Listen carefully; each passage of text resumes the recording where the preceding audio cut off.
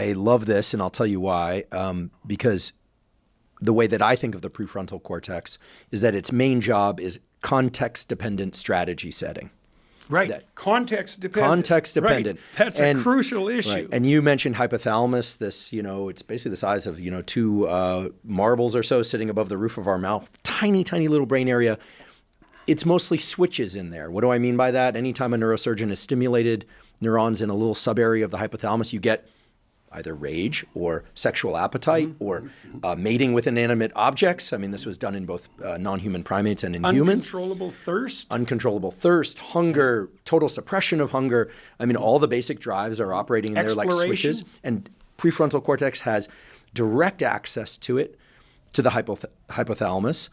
And prefrontal cortex is context-dependent learning, context-dependent decision-making. And I love that you brought in this notion of changing an impulse, in the example that you gave in your son's impulse to be aggressive or wild in some way that was inappropriate for the home environment at that moment.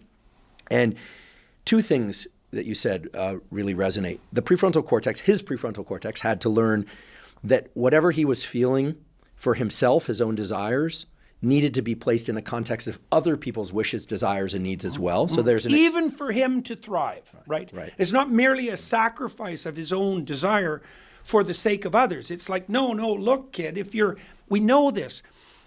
If you have the same orientation towards other people at 4 that you did when you were 2, especially if you're tilted a little in the aggressive direction, you will not make friends and you will be isolated and alienated for the rest of your life.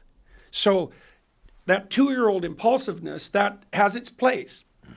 2, it starts to modify radically at 3, and it better be fixed by 4. And the reason for that is that you have to integrate yourself into the social world, which means, in the case of children, it means you want to have friends.